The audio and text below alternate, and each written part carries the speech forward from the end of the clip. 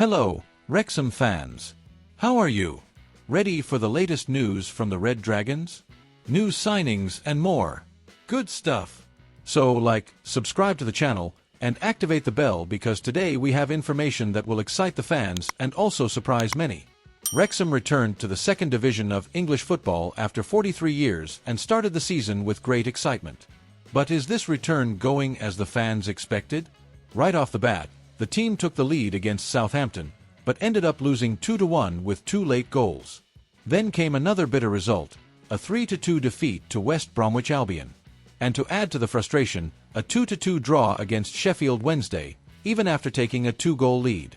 But hold on, fans, because the fight back is here. In the last round, Wrexham showed strength and beat Millwall 2-0, earning their first win in the competition. And get this victory has already changed Opta's forecast for the season. Even before the championship started, supercomputers predicted Wrexham would finish in 21st place, very close to the relegation zone. And after a difficult start, the projection even placed the team within the relegation zone. But with the victory over Millwall, the story changed. Now, Opta believes Wrexham can finish in 17th place, moving away from the relegation zone and ensuring more peace of mind for the fans. So, can they even surprise even more? It's worth remembering that life is different now. In previous seasons, Wrexham played even during FIFA dates, as the lower divisions didn't stop. But now, in the championship, it's different. During the international breaks, the team doesn't play. The next challenge will be on September 13th against Queen's Park Rangers. And after that, there's no rest. Norwich City and Leicester City are coming to test the Red Dragon's strength. Here's the thing. Goalkeeper Danny Ward, one of the squad's most trusted names, will need elbow surgery. This happened after that heavy collision in stoppage time against Millwall. Remember, the game was already in its final minutes when he went down and required treatment on the field for almost 20 minutes. Unfortunately, the news has been confirmed. Ward suffered a dislocated elbow, and, as Phil Parkinson said, this also means ligament damage that needs to be repaired. Parkinson spoke about this and was very clear. It's terrible news, both for us and for him. Now we have to wait for the surgery, and only then will we have a more accurate idea of how long he'll be out. The manager also added that, despite the seriousness of the injury, Ward will return at some point this season and will be eager to help the team. But then the big question remains, who should take over in goal for Wrexham during this period? The manager highlighted 2 names, Arthur Okonkwo and Callum Burton. Many fans believe Okonkwo already deserves to be the undisputed starter, especially after what he showed last season. But we can't forget that Burton also has quality and has already proven his worth when given opportunities. Parkinson even said he convinced Burton to stay at the club, despite rumors of his departure, precisely because he believes he still has an important role to play. And let's face it, it's always good to have 2 strong options for such a crucial position. Now, there's one more detail that might intrigue fans. Wrexham has sought goalkeepers on short-term contracts in the past, and Fraser Forster is currently available as a free agent. Could there be a surprise? Wrexham fans, you already knew the club would spend heavily this summer, but let's be honest, did anyone believe it would be this much? Well, Rob McElhenney and Ryan Reynolds really opened the coffers and made this transfer window historic. There were 13 new signings, and look, we saw a summer of unprecedented spending at Wrexham. The transfer record was broken more than once, and today the one holding the top spot is Nathan Broadhead, signed for £7.5 million. And get this, that figure could reach £10 million in the future.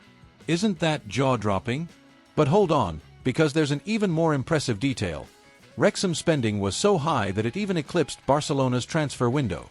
That's right, the European giant, La Liga champions. To give you an idea, Amazon Prime even posted that Wrexham spent the same amount as Barca this summer, around £23.5 million. But wait, it's not quite like that. We did the math based on the numbers reported in the media, and do you know how much Wrexham actually spent? Around £33 million, potentially reaching almost £40 million. In other words, they spent more than Barcelona. Now stop and think. 5 years ago, who would have believed that Wrexham would invest more in the transfer market than the team of Messi, Xavi, and company? It's simply surreal.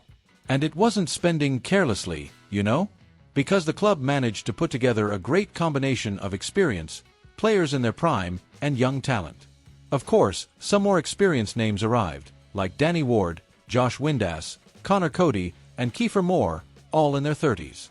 But that was just part of the strategy. At the same time, the club also brought in players with great potential for the future. The most emblematic case is Callum Doyle, just 21 years old, considered one of the great talents who could make a mark at Stoke Ca Iras. And it doesn't stop there. Issa Kabor, George Thomason, and Liberato Kakes, all 24, also arrived. And if we look at the most prevalent age group in this market, it was players between 25 and 29, that is, at the peak of their careers. Names like Ben Sheaf, Dominic Hyam, Nathan Broadhead, Lewis O'Brien, and Ryan Hardy reinforce exactly this. Players ready to deliver now, but who still have some good years ahead of them. In other words, Wrexham not only spent heavily but also spent wisely, balancing youth, experience, and quality.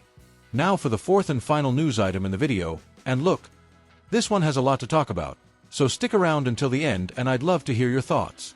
Wrexham made a splash in the transfer window, confirming 3 key signings, bolstering the squad in key positions: a right back, a midfielder, and a centre-back.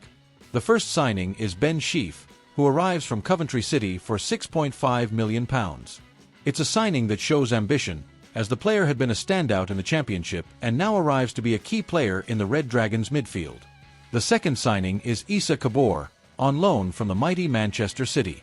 Kabor is a young right-back who has already attracted attention on other loan spells and is tasked with bringing speed and security to the defence.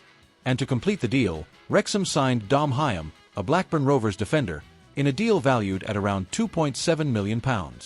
He's an experienced defender who should significantly contribute to their defensive solidity. But not everything went as planned, because Wrexham tried to sign other big names, but were met with rejections. One example is Bristol City's Zach Viner. The club made offers, but the player rejected them. Another target was Andy Irving, but the deal fell through. In other words, the team had to change plans at the last minute. And there's another case that attracted a lot of attention. According to GivenSport, Phil Parkinson wanted to sign George Earthy, a young prospect from West Ham, on the last day of the transfer window. But Earthy turned down the transfer, preferring to remain in London to try to establish himself in the Hammers' first team. He is expected to reconsider his future only in January 2026, when the transfer window reopens. And you might be wondering, who is this George Earthy? Well, he was born in London, is only 20 years old, an attacking midfielder who came through the West Ham Academy, and already had a good spell at Bristol City, where he played 40 matches, scored 3 goals, and provided 1 assist. He's a young player with a lot of potential and could have been a great option for Wrexham, especially given the squad's challenging attacking situation. Josh Windass, for example, is injured and isn't expected back until the end of September. Elliot Lee was even considered leaving during the summer, but ended up staying. So, Earthy could be just the replacement the team needed right now. Ultimately, Wrexham secured Sheaf, Kabor, and Hyam, but missed out on other targets who could have further elevated the squad. And so I leave you with a question, fellow football fan. Was Wrexham right to sign these 3 signings, or should they have put more emphasis on players like George Earthy? Do you think the club did a good job of signing, or did it fall short? Comment below because I want to hear your opinion. Bye. And don't forget, you're special.